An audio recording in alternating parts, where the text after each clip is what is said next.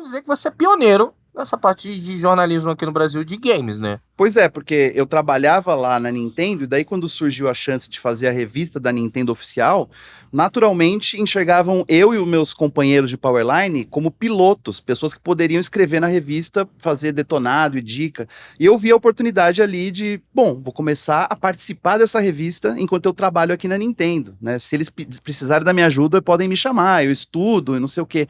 Só que daí eu comecei a ver que não, eu não precisava estar lá e colaborar, eu podia trabalhar na revista mesmo. Só que eu precisava provar que eu tinha capacidade, porque eu ainda estava na faculdade, nunca tinha trabalhado com jornalismo, nunca tinha escrito nada na minha vida.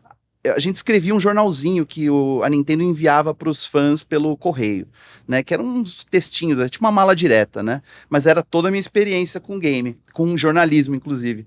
Daí eu me ofereci para trabalhar lá e os caras falaram: ah, vamos aí, vem aí. Se tem alguém aqui que pode trabalhar, é você, né? Porque afinal você trabalha na Nintendo, então você entende a linguagem para se falar com o público. Sim. E acho que foi isso que chamou a atenção, porque eu não tinha nada para mostrar, não tinha um texto, falar assim, ó, o cara escreve bem. Eu aprendi a escrever escrevendo para a revista da Nintendo.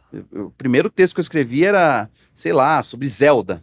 Meses antes do jogo Ocarina of Time sair, eu escrevi um textão sobre o jogo, e aí foi esse texto que foi publicado na revista, e ninguém revisou esse texto, ninguém editou nada, ninguém me falou que era assim que tinha que fazer.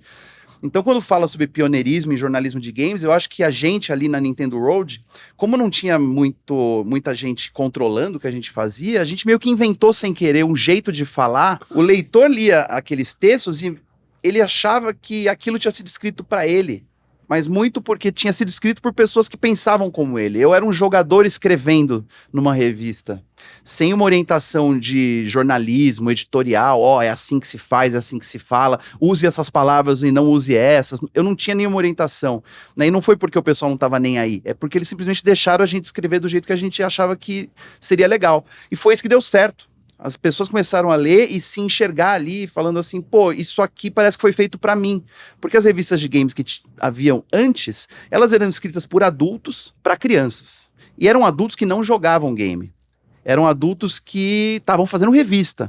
E não fazendo revista de videogame, Sim. entendendo do assunto. Era diferente. Então a revista era tratada como quase um serviço, né? Era uma revista de dica, era uma revista de notícia, não era uma revista que tinha outra intenção. E a Nintendo World tinha uma intenção diferente, era transportar a pessoa para aquele mundo, fazer ela se sentir parte de uma coisa maior, parte de um grande clube, digamos assim. E a gente conseguiu isso meio sem querer querendo, né?